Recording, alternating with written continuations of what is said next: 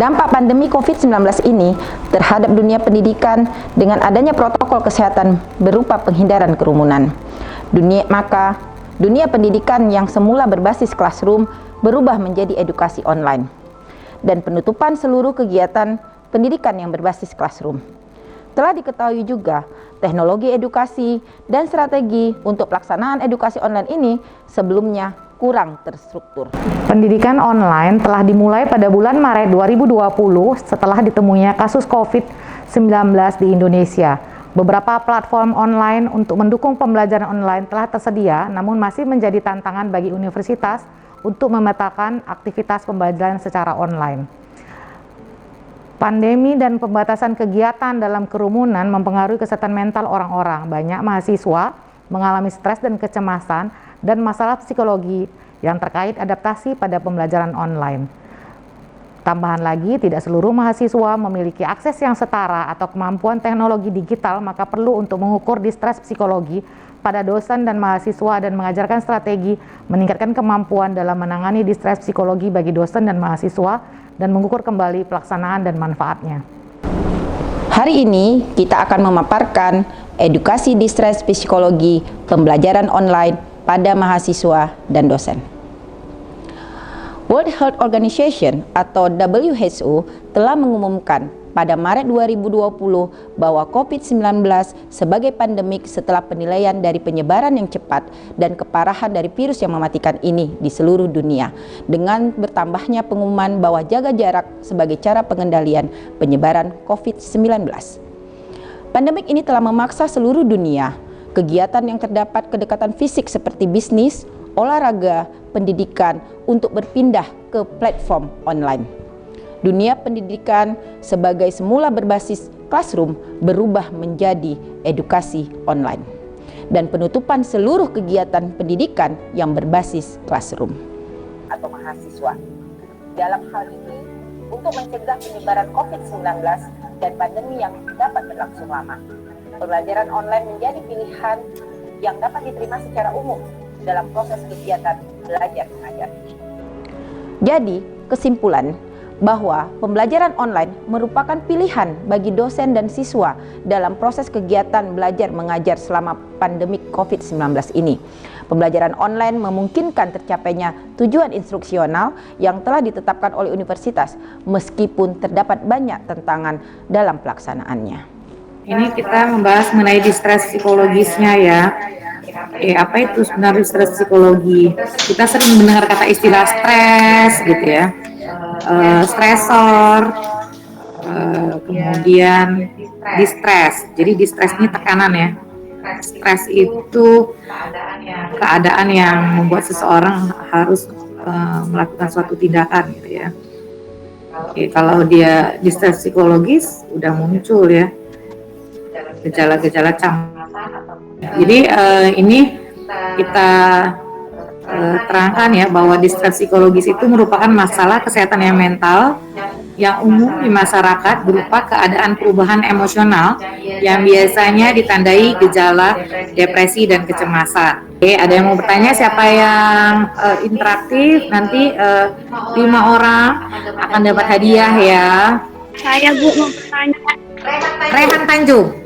Oke, catat ya, Rehan Tanjung. Saya ingin Ya, apa itu yang mau di-sharing? Pengalaman distress psikologi atau gejala cemas, depresi selama pandemi, atau pembelajaran online, apa nih yang dirasakan? gini Bu, apakah kegunaan daring di masa pandemi itu COVID-19? Oh, penggunaannya. Ya, Kenapa Bu. kita belajar daring ya kan? Ya Bu. Oke, tapi pemerintah atau udah dunia mengalami pandemi ya. Jadi kalau kita duduk rapat, duduk di kelas dengan jumlah yang banyak, beresiko untuk terjadi penularan COVID-19 gitu ya. Sehingga pemerintah secara dunia ya melarang kita untuk ada kerumunan gitu ya. Sehingga yang semua kegiatan yang saling berkerumunan, misalnya di sekolah, di kampus kuliah gitu ya, itu pesta lah, atau kemarin kalau kita dulu sebelum pandemi kita nonton konser gitu ya, itu semua ditiadakan ya, karena bisa beresiko penularan. Karena itu juga pemerintah kita juga buat peraturan bahwa nggak boleh lagi ada classroom untuk saat pandemi ini. Warahmatullahi wabarakatuh. Waalaikumsalam.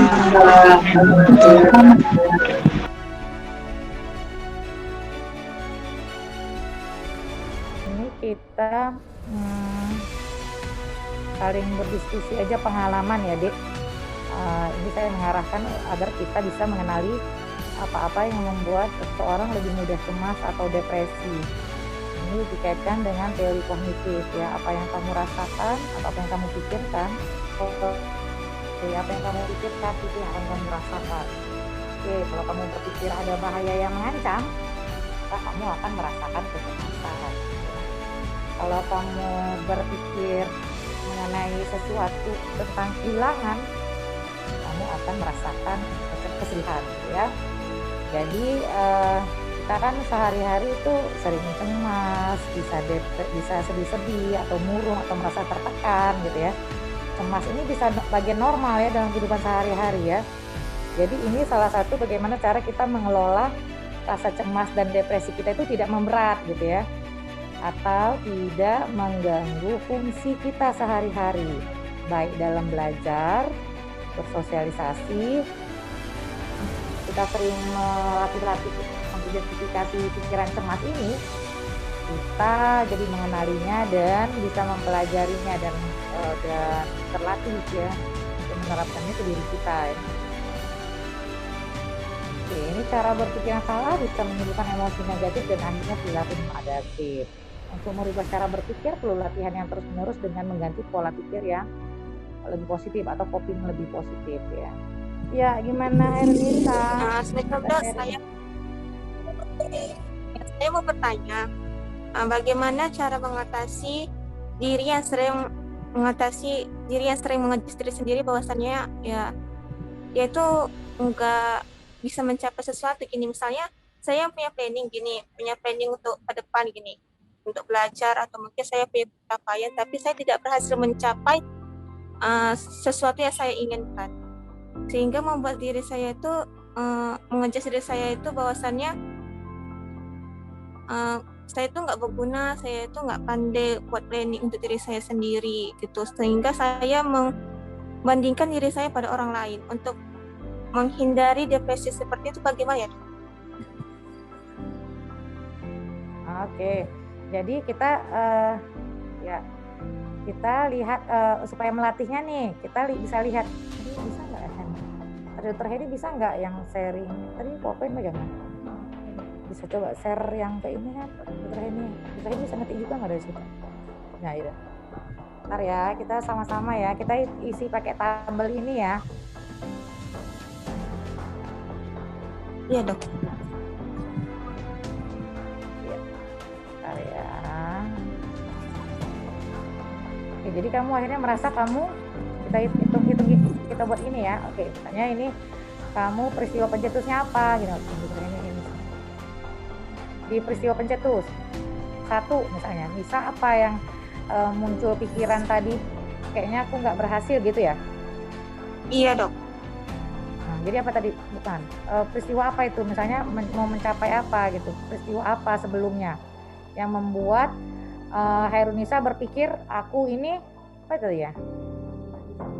Tidak bisa mencapai apapun gitu ya? Langsung total atau generalisasi atau satu aja? Lebih ke total sih dok. Total ya. Oke, berarti ini gini, pencetusnya adalah ini yang peristiwa pencetus bukan ini merasa putus asa, ini di emosi. Ini aku merasa gagal, selalu gagal gitu ya. Iya dok. Pikiran irasionalnya aku selalu merasa gagal. Peristiwa pencetus, rencana apa? Coba spesifik dulu. Rencananya apa yang kemarin gagal? Mungkin lebih ke hobi sih dok. Kayak misalnya itu lebih punya hobi menulis, tapi ketika ya untuk nyalurkannya itu seperti ikut lomba gitu ya nggak pernah mencapai sesuai yang diinginkan gitu. Oke, berarti peristiwanya adalah ikut lomba menulis gitu ya. Lombanya menulis apa? Esai, novel, puisi, Visi itu novel dok. apa? Novel ya? Hmm. Ya, aku merasa selalu gagal untuk mencapai yang diharapkan gitu ya. Oke, ini kan kalau udah katanya selalu, ini berarti udah pola berpikirnya ini kan total ya, menyamaratakan ya. Seakan-akan Nisa ini nggak punya keberhasilan gitu ya. Oke, kita lihat karena punya pikiran ini yang muncul emosinya tadi apa? Sedih ya. Yang ini. Iya dok. Oke, sekarang kita tes nih ya, sedihnya tulis di sini, di ini. Iya. Gerakan juga ya. Bisa. Itu sedih. Sekarang ini kita rating nih, kalau kamu waktu gagal, kamu merasa gagal kemarin itu, sedihnya berapa persen? 0 sampai 100%. Kita ukur. Kalau 0 nggak ada sedih. 100 itu sangat sedih. Sekarang kita udah melihat nih gagal ikut lomba menulis novel ya. Iya dok. Oke. Terus selalu merasa gagal. Kan kalau udah kan kalimatnya berarti nggak pernah berhasil ya rasanya ya. Iya dok. Oke. Perasaan sedihnya muncul berapa? 0 sampai 100%. 85 sih dok. Sekitar 85 ya. Oke, 85%. Akhirnya kita harus lihat nih situasinya. Oke, saya tanya nih, kira-kira kamu ikut lomba, kamu udah ngikutnya tahu informasi itu udah jauh sebelumnya atau udah baru-baru saja misalnya gitu ya. Misalnya gini ya, kadang-kadang kan kita ikut lomba ini ada timeline kan, Iya terus dok. kan maksudnya jadwal ya. Supaya kita dapat informasi itu baru 1 minggu yang lalu gitu. Udah timelinenya terlalu dekat nggak dengan ini, dengan persiapan yang harus kamu buat? Dia tergantung sih dok. Mungkin ada yang time-nya itu dekat, ada yang jauh. Oke, jadi satu-satu kita nggak bisa. Ini kan kamu ikut lomba nih kan? Oke, supaya bisa tahu nanti. Oh ya ini apa ya kita ada namanya sebetulnya dari tabel ini ada namanya problem solving gitu ya. Jadi tahapan berikutnya adalah bagaimana sih menyelesaikan masalah ini supaya saya berhasil nih kalau ikut tes, ikut ujian, ikut lomba gitu ya. Jadi pertama kita perhatikan dulu persiapan nih. Oke, jadi misalnya 1 kali lomba yang pernah kamu ikuti, apakah timeline lombanya udah deket atau kamu dapat infonya baru sehingga nggak bisa mempersiapkan? Enggak dok, jauh sih. Jauh ya? dari Lama waktunya? time, kalau dibilang lama. Oh, Mungkin kamu dapat 3 infonya, minggu. misalnya 3 minggu. Lombanya novel atau cerpen? Ini waktu itu lombanya, kalau lomba sih lebih ke puisi. Kalau novel beda lagi. Puisi. Puisi ya, berarti kita harus bilang gagal ikut lomba menulis puisi ya. Oke. Waktu itu puisinya sempat kamu buat nggak? Sempat sih. Udah ikut juga masukkan. Oke, jadi misalnya gini ya, apakah kita sudah mengikuti syarat lomba? Oke, apakah waktunya sudah dekat gitu ya? Oke, jadi kalau misalnya kalau ini sudah kita penuhi, kan ada lagi tuh misalnya kriteria tema ya, temanya pasti kita akan ngikutin gitu ya. Kalau ini semuanya udah kita lakukan gitu ya, oke akhirnya kita bilang gini ya, kalau itu kan 1 lomba nih, kira-kira pernah ikut lomba lain apa lagi gitu. Oke, jadi kita tanyakan gini ya, apakah berapa kali pernah ikut lomba gitu. Jadi kadang-kadang untuk sukses lomba menang itu memang nggak cuman sekali gitu ya. Jadi berkali-kali ya, berkali-kali ikut lomba, memperbaiki gitu ya. Oke, jadi tanya lagi, apakah semua lomba kalah? Oke, kalau kalah berarti berarti ini kan udah ini ya pengalamannya. Ini kalau ini kan berarti kita bilangnya namanya nanti problem solving, jadi ya pindahnya ke bagian penyelesaian masalah gitu ya. Ternyata ini semua kita udah ikutin gitu ya. Supaya saya berhasil, maka ada lagi tahapannya gitu ya. Pertama, misalnya apa lagi? Saya ikut latihan menulis puisi atau ikut kursus latihan puisi gitu ya. Kadang-kadang sayangnya kadang-kadang kalau saya ngerti sih, kalau kita ikut lomba kita nggak dikasih tahu apa yang membuat kita kalah lomba gitu ya. Jadi dengan misalnya kita ikut kursus mengenai membuat puisi gitu ya, ikut kursus menulis puisi, baru mempelajari. Kadang-kadang kalau kita puisi ini kan suka bahasanya tuh harus tertata bagaimana bahasa itu supaya bisa dimengerti orang gitu ya. Jadi mempelajari tata bahasa gitu ya. Itu yang jadinya pindahnya ke problem solving gitu ya. Kalau selalu gagal ini kita harus perhatikan lagi. Oke, puisi kamu gagal, sekolah kamu bagus nggak gitu. Jadi lihat lagi yang hal-hal yang positif kamu miliki. Ini oke, kalau masalah puisi, kalau kamu memang sangat semangat untuk mau terus melanjutkan puisi, akhirnya kita harus ikut kursus menulis puisi, mempelajari tata bahasa dalam hal puisi gitu ya. Terus untuk melihat kalau selalu gagal ini, oke, gagal puisi, cara untuk menyelesaikan masalahnya ini, kita harus lihat lagi apa yang pernah kamu berhasil. Oke, kamu misalnya sekolah nggak pernah ngulang gitu ya, itu suatu keberhasilan gitu ya. Mana tulisnya dokter Heni? Kecepatan ya.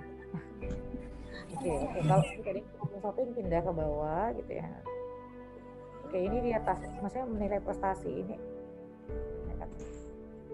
Oke, di sini. Misalnya ini kan, ini kan udah bagian di sini. Misalnya di bagian untuk menghilangkan pola berpikir selalu gagal ini, sekarang saya nanya nih, mana sih Alunisa ini? Oke, ini. Iya dok. Ketiga ini. Oke, ini tadi ya. Tadi kan ini kalau misalnya nih, sekarang saya terangkan ini kan tadi kamu udah bilang, tadi kamu putus ya. Apakah sudah kamu enggak misalnya tadi syarat-syarat lomba, misalnya udah belum? Udah minta dikasih lah. Kau tengok dulu jam berapa ini? Enggak di permintaan panitia. Gila. Kalau kamu putus ini kita nggak dikasih tahu apa kekurangan puisi kita gitu ya. Akhirnya bisa jadinya kita langsung belajar menyelesaikan masalah ini. Itu pertama misalnya ikut kursus menulis puisi tadi ya, mempelajari tata bahasa, kemudian latihan ulangan terus untuk menulis puisi ya. Karena orang yang berhasil itu bisa berkali-kali ikut lomba gitu ya. Oke, kemudian kan kamu gagal di puisi. Sekarang saya tanya nih, lihat prestasi kamu di yang lain. Kalau kamu sekolah selama STIKES pernah kalah nggak gitu, terus-terusan kalah nggak kan? Enggak dok.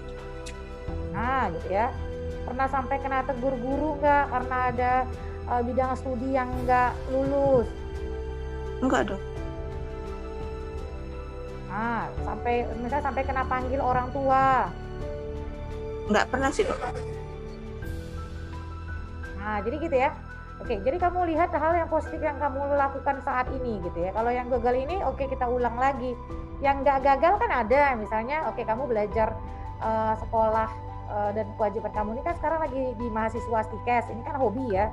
Hobi ini bisa sambil kita kerjakan, tapi tugas utama kamu kan benar-benar nggak terganggu. Itu suatu prestasi gitu ya. Kamu bisa tetap, jadi yang kamu lihat ini kan kamu nggak, tadi sekolah kamu tetap itu ya, bisa gitu ya, kamu nggak pernah ada kalah di sekolah, tapi kamu bisa juga ikut lomba gitu ya. Berarti kan kamu punya plus, ya kan? Iya dok. Nah jadi tidak selalu gagal gitu ya, jadi hanya satu sebenarnya, hanya hobi gitu ya, itu yang diiniin gitu ya. Oke, terus oke, yang lain pernah ikut lomba apa? Kalau misalnya mungkin kalau lomba cuman menulis ya dok ya, tapi kalau misalnya ikut kayak nulis-nulis di platform kayak di web atau mungkin di aplikasi pernah gitu. Oke, jadi itu gimana perasaannya waktu nulis di aplikasi? Ya senang sih karena itu kan bisa juga nyalurkan hobi ya. Hobi itu bisa tersalurkan gitu walaupun ya kita nggak tahu hasilnya kayak mana. Oh, pernah ikut ya? Ikut aplikasi lomba puisi juga ya? Enggak dok, lomba sih, bukan lomba sih, cuman kayak nulis aja gitu di platform kalau lagi senggang waktu nulis untuk hilangi apa namanya itu jenuh. Gitu. Kemudian dilihat orang gitu ya?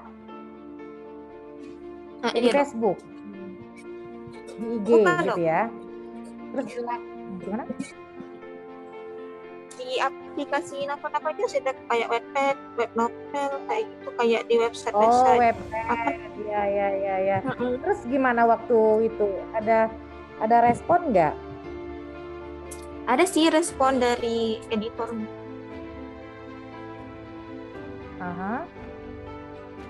Responnya buat kamu senang nggak? Senang sih, tapi sebentar gitu loh. Ya respon. Untuk kita terbit itu kan banyak sih apa namanya itu aturan yang harus diikuti. Iya. Ya jadi coba lagi. Berarti kan ini harus usaha lagi gitu lagi ya. Jadi istilahnya jangan cepat merasa selalu gagal. Kamu lihat lagi hal yang lain gitu ya. Jadi saya pernah kok masuk di Wattpad tadi, terus ada respon pembaca ada yang baik, ada yang positif, buat saya senang gitu ya. Jadi kan itu juga suatu hal yang positif ya kan. Nah, jadi dengan seperti ini melihat banyak hal bahwa kamu juga punya kelebihan yang lain selain tadi masalah gagal ikut puisi, masih sedih nggak perasaannya kalau kita udah bahas ini? Kalau dibilang nggak sedih karena kayak rasanya ya udah biasa aja sih gitu karena udah sering ngalami aja gitu. Jadi udah bisa toleransi ya? Ya ikuti alur aja. Gitu. Jadi ini kan sekarang supaya kamu nggak selalu merasa gagal ini kan kita tadi udah bahas nih untuk membantah pikiran kamu yang selalu gagal. Kamu tadi banyak ada sekolah kamu lancar gitu ya. Kemudian kamu ikut Wattpad ada positif pendapat orang terhadap tulisan kamu. Terus untuk pikiran selalu gagal ini masih terus kamu pikirkan nggak sekarang setelah kita bahas ini? Mungkin ada tuh, tapi nggak sesering dulu sih. Mungkin ya apa namanya? Mungkin kalau misalnya lagi sedih gitu kan, kepengen sesuatu mau dicapai ya lebih nengok referensi buku orang gitu. Kayak ningkati apa namanya itu pengetahuan macam mana menulis yang bagus, bahasa yang bagus gitu aja sih. Bagus. Itu juga tadi udah kamu lakukan ya. Berarti kan kamu orangnya adaptif sebenarnya ya. Jadi yang kata-kata selalu gagal ini akan menghambat ya kan? Kalau kamu sudah melakukan tadi yang seperti ini, yang kita bahas ini, ini kan kita sekarang mau mengkontra ya, melawan pikiran kamu yang selalu gagal ini ya. Kita buat ternyata ini untuk membantah pikiran kamu yang tadi selalu gagal ini kan kita buat nih tabel yang kita bahas ini, bahwa kamu ternyata udah ikut latihan referensi menulis ya kan. Kemudian udah ada respon dari yang baik, prestasi di sekolah kamu nggak ada masalah, nggak ada sampai terganggu pelajarannya walaupun kamu ikut Wattpad ini. Apa kamu jadi masih ada punya pikiran selalu gagal? Masih ada sih dok. Ya, masih ada sisi sedihnya ya kan? Ya pastilah, nggak bisa langsung hilang. Jadi Kalau tadi 85%, setelah kita bahas nih kamu punya hal-hal yang positif di bidang lain. Sedihnya masih 85% atau berkurang? Berkurang sih dong. Oke, jadi berapa persen? Kalau kita udah bahas, oke 50%. Jadi kita tulis sedihnya jadi 50%. Oke. Jadi belajar kita jangan sampai melihat selalu ini ya, selalu ini kan general ya. Seakan-akan kamu tidak punya hal yang positif. Oke, jadi kita diskusi sambil menilai diri sendiri juga bisa ya. Jadi kamu tanya apa sih? Oke, saya salah di sini, tapi yang lain saya masih bisa nggak ya gitu? Ada yang bisa nggak? Oke, ada misalnya. Sekolah kamu lancar, oke bagus, nggak pernah ada masalah. Masih bisa lagi ikut Wattpad. Wah, ini kamu berarti orangnya aktif gitu ya, kreatif gitu ya. Karena nggak semua orang nih punya kemampuan menulis, minat untuk Wattpad gitu ya. Ini perlu tadi kamu kembangkan lagi, kamu asah lagi kemampuan kamu menulis puisi sambil belajar tata bahasa tadi. Oke, gini caranya untuk supaya kamu nggak terus-terus berpikir menggunakan kata-kata pikiran-pikiran yang salah tadi kan banyak tuh ya, menggunakan kata harus, aku harus menang ini gitu, nggak bisa. Itu kan maunya kita gitu ya. Jadi kita lihat faktanya lagi. Oke, bisa ya Nisa? Oke, ini nanti akan di-share bahan. Terima kasih. Sama-sama dok.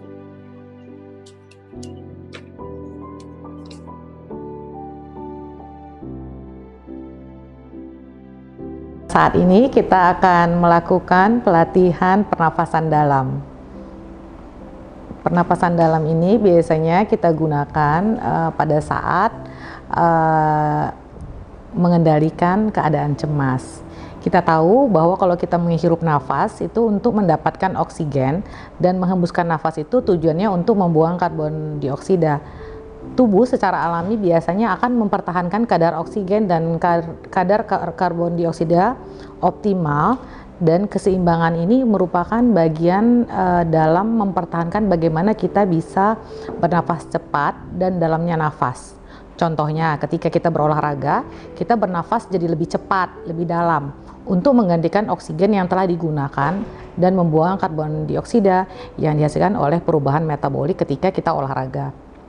Langkah-langkah yang perlu kita lakukan, pertama adalah pastikan bahwa kamu duduk pada tempat yang nyaman atau bisa juga berbaring di tempat tidur. Kadang-kadang latihan pernafasan ini bisa digunakan juga untuk mempermudah seseorang masuk tidur. Kemudian kita melakukan tarik nafas perlahan-lahan dengan waktu sekitar 4 detik atau kita hitung 4 kali gitu ya. Kemudian tahan nafas selama 3 detik. Kemudian kita lepaskan lagi nafas perlahan-lahan selama 6 detik. Kita hitung dalam hati 6 detik atau 6 kali gitu ya. Kemudian berhenti sebentar sebelum bernafas kembali. Latihan ini perlu dilakukan secara berulang-ulang agar kita bisa menguasainya pada saat kita cemas atau kita mengalami distress psikologi atau situasi yang membuat kita tidak nyaman karena ada masalah yang kita hadapi.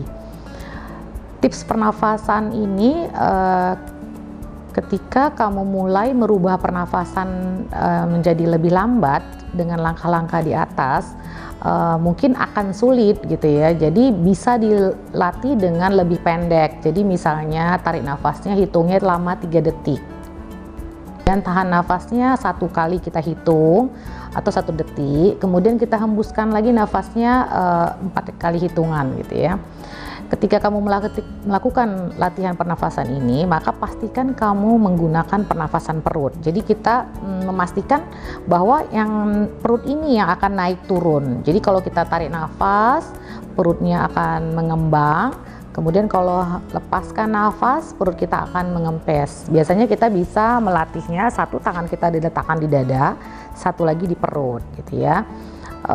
Kemudian ketika kamu melatihnya benar, maka ketika tarik nafas, perut kamu akan mengembang, itu benar. Tapi kalau dada kamu yang naik, maka itu pernafasannya salah gitu. Itu nanti akan jadi buat kamu lebih sesak. tips yang paling penting ketika kamu melakukan pernafasan ini, kamu tidak usah memikirkan hal-hal situasi yang membuat kamu tidak nyaman atau situasi yang membuat kamu cemas. Kemudian kamu bisa lakukannya pada saat kamu lagi santai atau situasi yang kamu bebas dari gangguan, misalnya menjelang mau tidur atau saat kamu bangun tidur. Itu bisa dilatih berulang-ulang gitu ya setiap hari untuk membantu membiasakan nafas ini jadi rileks. Kunci untuk kemajuan latihan pernapas ini, kita harus melatihnya setiap hari. Demikianlah materi pelatihan deep breathing ini, semoga bermanfaat dan bisa diterapkan dalam kehidupan sehari-hari. Terima kasih, salam sehat jiwa.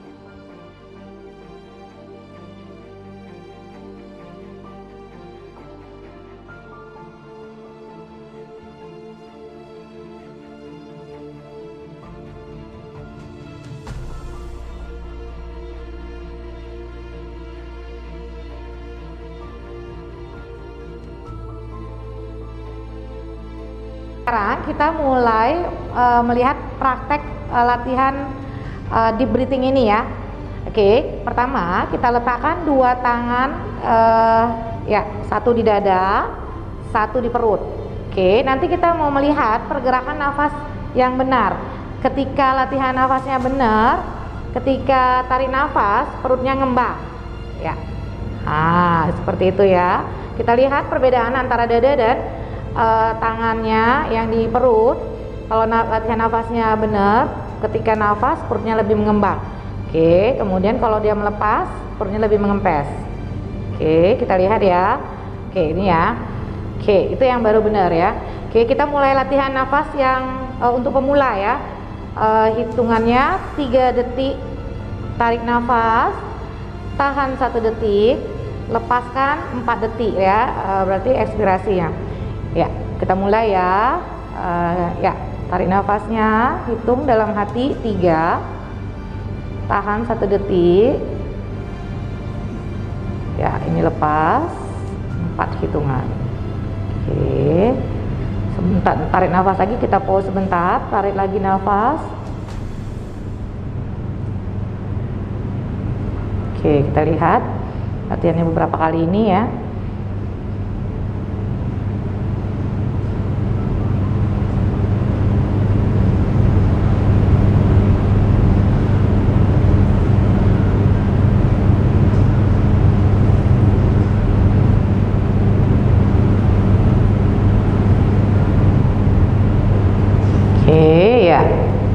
Semakin lama, semakin latihan, semakin kita bisa mempraktekkannya lebih gampang.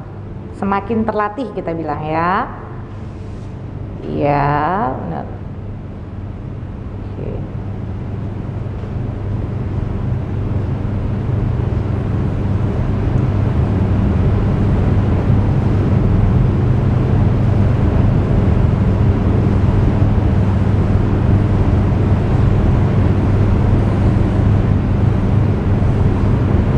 Oke, gimana kalau udah latihan seperti ini lebih lama, gimana perasaannya? Lebih nyaman, dokter. Oke, lebih enak ya, napasnya lebih lambat ya. Oke, sekarang kita masuki latihan ya untuk sesi lebih panjang ya. Tarik nafas 4, tahan 2, lepaskan atau ekspirasinya nanti hitung 6 ya.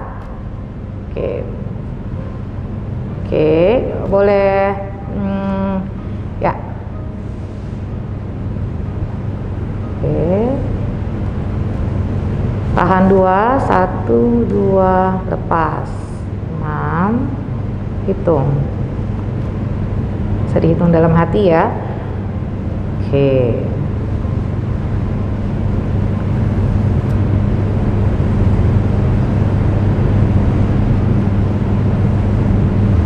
Kita lihat bahwa perutnya tetap ketika tarik nafas, perutnya mengembang. Oke.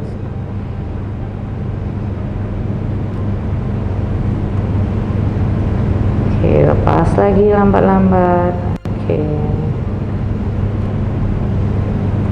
Hitung 6 ya ketika lepaskan. Oke.